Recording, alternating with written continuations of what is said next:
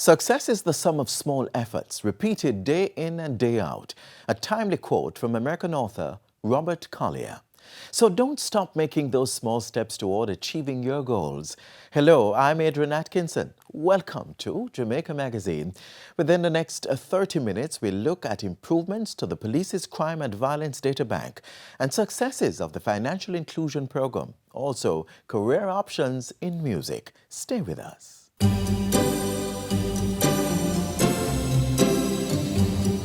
It keeps our bodies working, our food nutritious, our living and working spaces clean, and our lives comfortable. Water, the most precious resource necessary for the sustenance of life on our planet. Don't waste it. Let's conserve on this critical commodity. In the house, invest in storage containers and buckets. Take quick showers instead of long baths, and invest in water-efficient shower heads, toilets, and faucets. You may also want to consider one-pot meals and cooking methods that don't require much water. You could also wash fruits and vegetables in a bowl and reuse the water on your plants or grass. When cleaning dishes, fill both sinks and use one for washing and the other for rinsing.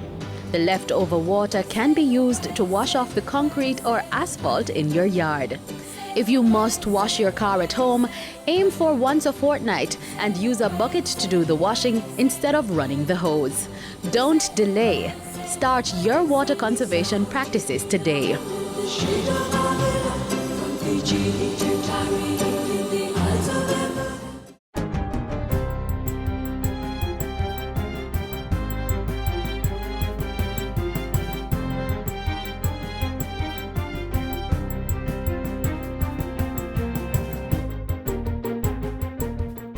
Good day, I'm Theodore Henry, and this is your JIS News for Thursday, April 18.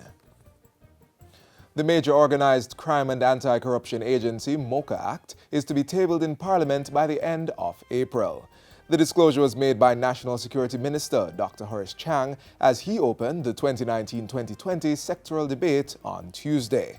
The act will establish MOCA as a statutory law enforcement agency with operational independence and authority. MOCA will bring new energy, will receive the fiscal and legislative support from this government to dismantle the criminal gangs that utilize all sectors of business, public and private resources to undermine our social institution and profit from the gains of illicit activity.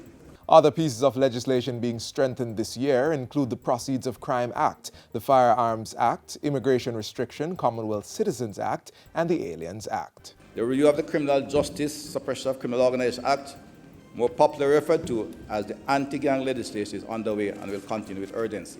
The National Task Force Against Trafficking in Persons has received a $1 million donation to bolster its investigation of suspected cases of trafficking, especially those involving children. The funds are coming from the Jamaica Hotel and Tourist Association, JHTA, and were presented to the task force on Wednesday. We are very, very appreciative to the JHTA for finding this to be a worthy cause to support. We need all the support we can get for the prevention of the crime as well as for law enforcement to do their work to catch the perpetrators of the crime. The Statistical Institute of Jamaica, Statin, is reporting that Jamaica's revenue from exports grew by 37.8% to $1.9 billion in 2018. Domestic export revenues also increased by 41.1% or $1.8 billion. Mining and quarrying increased by 74.6% in 2018, due primarily to higher volumes of alumina and bauxite exported. Earnings from bauxite and alumina was $1.1 billion. Other areas experiencing growth among exports were mineral fuels, food and beverages, and tobacco. Jamaica spent $6.1 billion on the importation of major commodities last year, including food, fuel, chemicals, manufactured goods, and transport equipment. The island's top 5 import trading partners in 2018 were the United States, China, Colombia, Trinidad and Tobago, and Japan. Minister of Industry, Commerce, Agriculture and Fisheries, Audley Shaw, has announced that the Jamaica Trade Information Portal is expected to go live in May. The Jamaica Trade Information Portal project, which was launched on October 4 last year, is expected to gradually make business easier for exporters and importers. The Trade Information Portal will bring export and import-related regulatory information and step-by-step guidance on a single platform to allow traders, investors, and consumers a smoother interface with the regulatory and procedural steps needed to facilitate their businesses, ultimately driving our collective economic growth. The industry minister was speaking yesterday at a regional MSME conference in Kingston. He said work was also being done through the World Trade Organization's Trade Facilitation Agreement to remove specific permits and licenses that may hinder the trade process. Next Tuesday, April 23, is the deadline for persons to submit applications for the 2019 Heart Trust NTA Hope Youth Summer Employment Program. The program will offer employment to about 14,500 young people, including those with disabilities, in 3-week batches over the period of June to August. Interested persons may apply online at jobs.heart-nta.org or by visiting any Heart Trust or original NYS offices island-wide. Applicants must submit their TRN and NIS cards, a birth certificate, valid national or school ID, proof of qualification, if any, a resume, 1 passport-size photograph, and a bank verification form. For further information, persons may call the Heart Trust NTA toll-free at 888-432-7668 or email info.heart-nta.org. And finally, the Ministry of Education has dispatched its grief and trauma team to support the Red Hills Primary School community in St. Andrew. This follows Tuesday's discovery of the body of 8-year-old Shante Skyers. Shante was last seen on April 11 on her way home from school. Reacting to Shante's death, Education State Minister Alanda Terrelong says he's deeply concerned and troubled by the murder. He has committed the ministry's assistance in providing safe transportation to and from school, especially in rural areas. And that's it for JIS News Today. I'm Theodore Henry. Thanks for watching.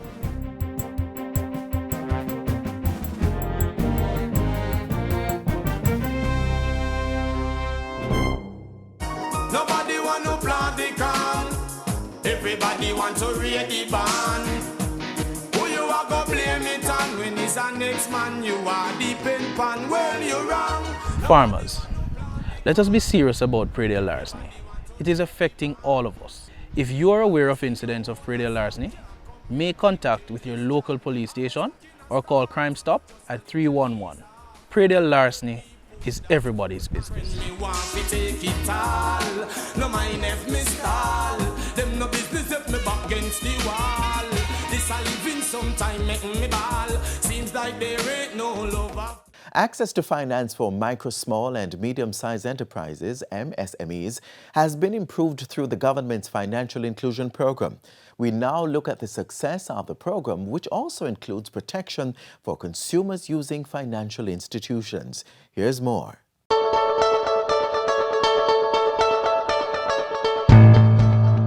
Hello and welcome to Finance Matters, a production of the Ministry of Finance and the Public Service. I'm your host, Daniel Pasley, and with me is National Financial Inclusion Coordinator, Ms. Melanie Williams. Hi, Melanie. Hi, thank you for having me. So over the last 2 weeks, we've been talking about financial inclusion. Right. But I'm curious, I want to know a little bit more about the successes of financial inclusion. So could you tell us a little bit more about that? So the main successes we've had so far to date have to do with the increased capacity of our public sector entities, as well as the engagement with the public in terms of finding out their needs and delivering policies on consumer protection. Also, work has been advancing quite nicely under the MSME finance thematic area. And we've also When you talk about thematic area, what are you talking about? So, you remember the pillars? We had some discussion on that. What you have under each pillar are a number of thematic areas: consumer protection, retail payments, and MSME finance. We have found that with the leadership of the Development Bank of Jamaica and working alongside the Ministry of Industry, Commerce, Agriculture and Fisheries, there have been gains towards actually creating policies that would seek to improve access to finance and also seek to empower the institutional capacity of micro, small and medium-sized entrepreneurs. We've also had successes in terms of the percentage of the Jamaican adult population which benefit from coverage from our credit bureaus, which have now been very active in this space. We see increased participation of credit information providers, that is creditors, persons who advance finance or credit to the industry. You see gains in that space. We've also had gains being made in terms of developing the concepts around consumer protection for the users of banks. So let's talk about the Financial Inclusion Conference. I know that you recently staged the second staging of the event at the Terra Nova Hotel in July. Yes. How was that experience? It was fantastic because we brought financial inclusion in the language of everyday Jamaicans without all of the jargon associated with the typical financial sector or the legal sector. And so we had the benefit under the guidance of the Minister of Finance, the Honorable Dr. Nigel Clark. He had actually directed that we needed to change our message so that we would have maximum impact, and we had that through the creation of an animated piece. And we also had a play that was developed, again, in keeping with the theme of empowering Jamaicans and improving their ability to get the information they would need and get the finance that they would need to expand their business. We've had the benefit of having 3 young millennials, and that's Mr. Theodore Henry, Mr. Mark Scott, and Mr. Shauna Mullings. And all 3 exemplify the qualities of what we find to be best about being Jamaican: adaptable, agile in their thinking, creative, problem solvers, good communicators, as well as persons that are relatable. You understand their stories, and without stealing too much of their thunder, because we are in the process of actually developing an avenue for each of our ambassadors to engage with the public. They are going to really be inspirational to understanding what is possible, changing the mentality, and actually bringing, in keeping with our economic thrust in terms of the growth we've been experiencing recently, really showing Jamaicans that it is possible to get the information you need, to be dynamic, to create your own business, and to implement it and be a success. To take what may have been an adversity to you in childhood and actually make that the linchpin of a successful business. So that's all I will say about our ambassadors, but watch this space. I'm sure you're going to be quite pleased with the messages that they put out there. So 30 seconds, tell us, what are the next steps? The next steps we would like to see would be the increase of resource allocation to the partners that are part of the financial inclusion movement, if you will. The next steps would be to have a roadshow whereby we take our animated piece and our play out beyond Kingston, because Kingston and St. Andrew, those aren't the totality of Jamaica. Right. Each experience in each area of Jamaica is unique. And we also want to have greater segmentation, if you will, in terms of our enterprises and engagement with them. Thank you, Melanie, for sharing about this broad topic, financial inclusion. I indeed learned a lot, and I'm sure that our viewers learned a lot also. Grateful. Thank you so much for having me. So on behalf of the hard-working team here, I thank you so much for watching Finance Matters. And next week, we'll be focusing on another branch of the Ministry of Finance and the Public Service and how we are helping you to achieve economic growth. I'm Daniel Pasley, and we'll see you next time.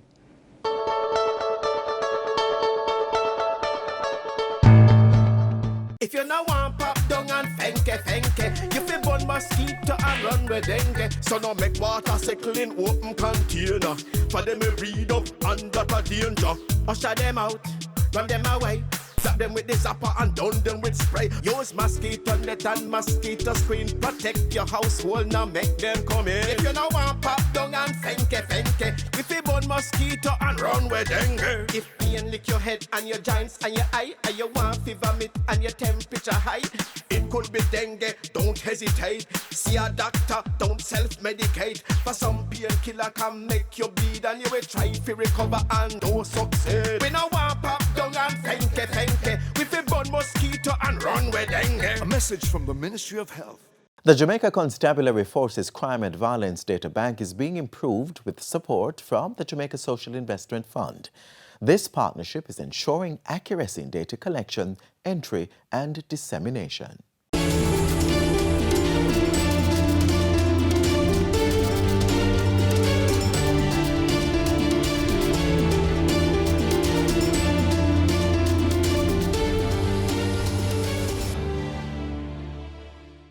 The Jamaica Social Investment Fund, JSIF, is helping to build safer communities through the Jamaica Crime Observatory Enhancement Project.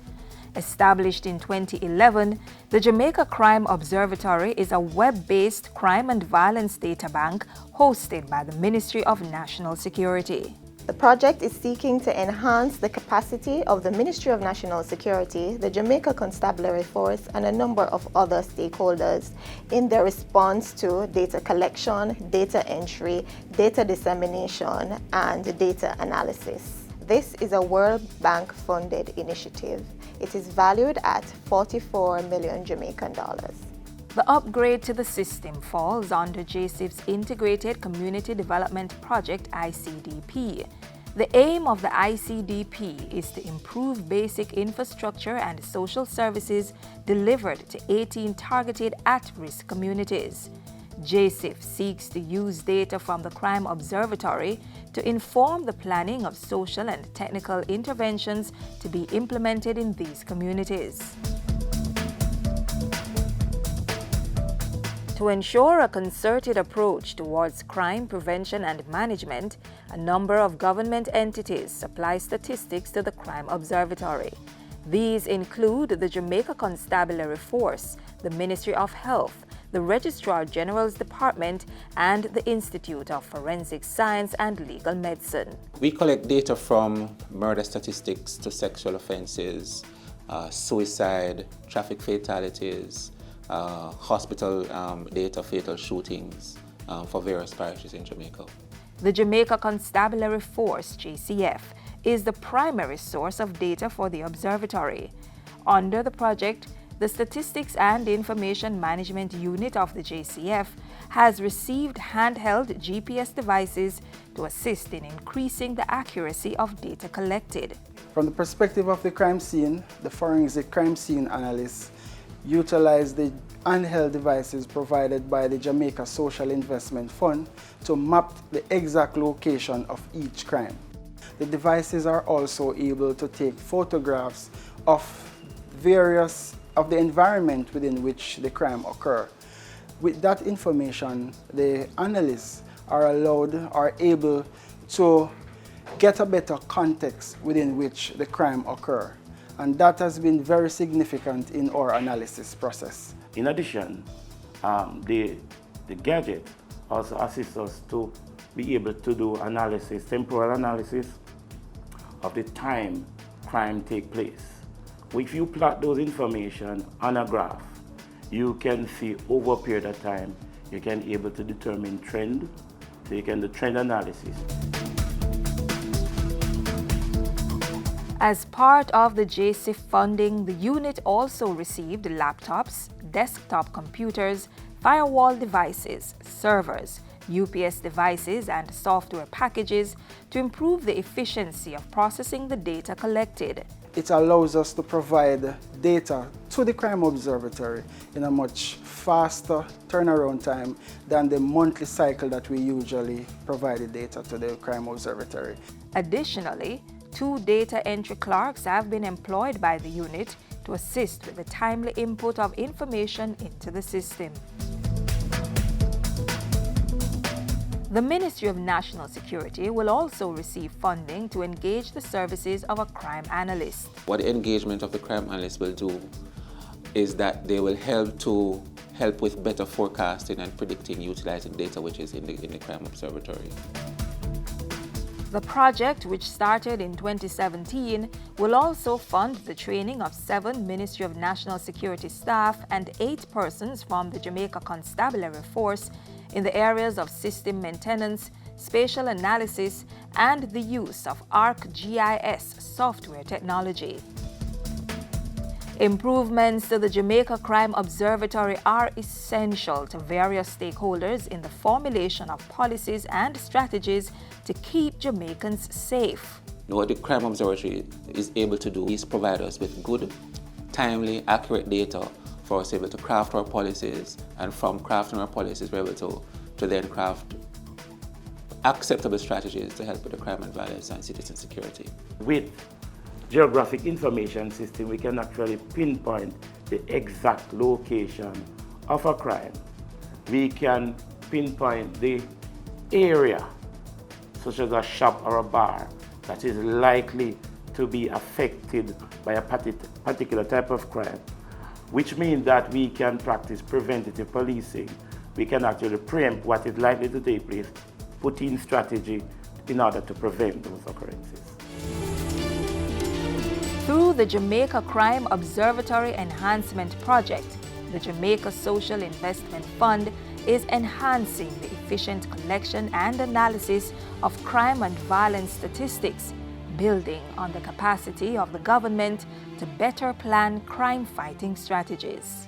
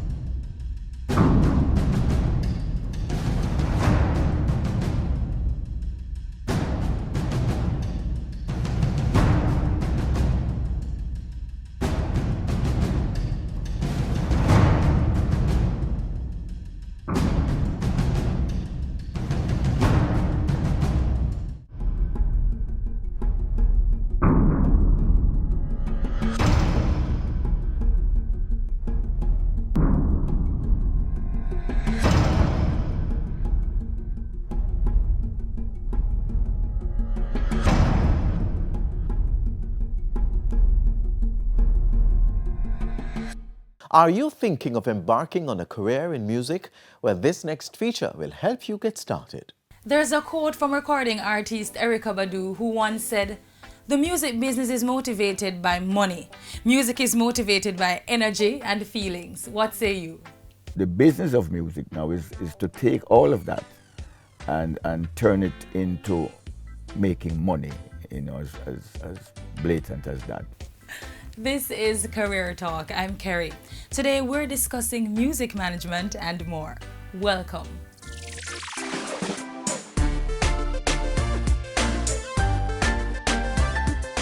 They get the fame, top the charts, collect the awards, are recorded in the annals of history for speaking to the multidimensional spectrum of human emotions and experiences through the power of music. But the difference between them and the far greater number of musical unknowns is very often in the management.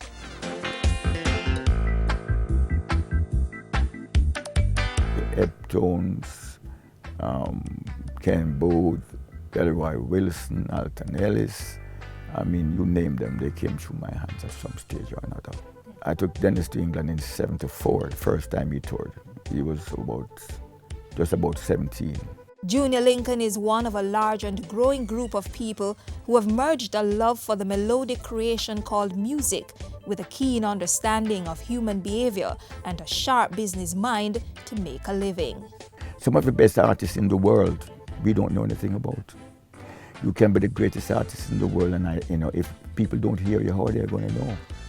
And how are you going to be heard? It takes management. Music management is kind of complex. But it comes down to one thing: overseeing the business affairs of musicians. There's two sorts of management of an artist. I mean, the personal manager will look at how they invest their money, how they do all of that sort of thing. The other side now, which is the professional manager of the artist's career. If you are looking to join this career field, be prepared to handle just about every aspect of an artist's career. It is not something that you can go to school and learn. You know, it's something you learn over a period of time with experience. But school can't hurt. In fact, there are schools here in Jamaica and abroad offering degree programs in music business or a straightforward business field that you can merge with your knowledge of the industry. Whether you begin with formal training or not, getting started in this career is tough.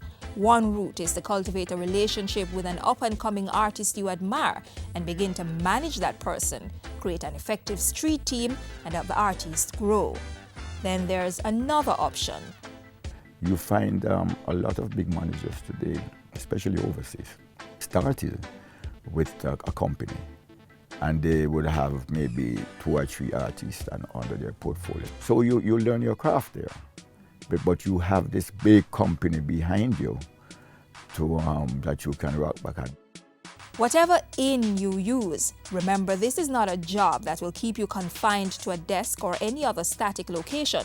You go where the business or the artist goes. And this is not a 9-to-5 gig. No, it's the opposite of a 9-to-5 job because you're on the job all the time. And it's a job that is in demand, a growth field as some would call it. What you have to keep in touch with is the change. The changes that's come about in the business and continually doing so. There are some other intangibles to consider. Temperament is important. It's cool when you have to be cool. Most of the time you have to be cool, but you have to be firm when you have to be firm. It takes man management. It means navigating the many moods of artists, plus all the people around them. I think we all know that people within the arts are a bit sometimes not so easy to deal with, for obvious reasons. Very moody, can be very strong in their thoughts and vision and whatever else. There's got to be trust. There's got to be confidence, a whole lot of confidence in the management opinion and direction of that artist. The music manager must also understand how to navigate the transition from an unknown artist to someone with a following and further a national or international career. Once you get there, a very important part is to stay there. And management is very crucial to that because it's not just music anymore. It's music plus. When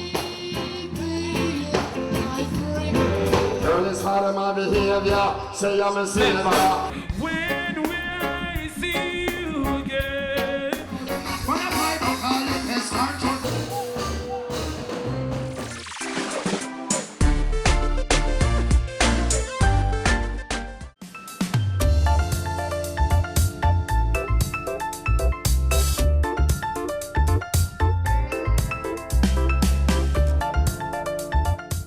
As we close today's show, here's something to think about or act upon.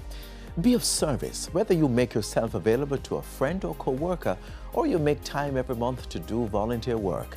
There is nothing that harvests more of a feeling of empowerment than being of service to someone in need. That's from American-British actress Gillian Anderson. To watch this show again or get additional information, log on to our website, jis.gov.jm. And while you're online, send your feedback to Jamaica Magazine at jis.gov.jm or via tweet at JIS News. On behalf of the entire production crew, I'm Adrian Atkinson. Do take care.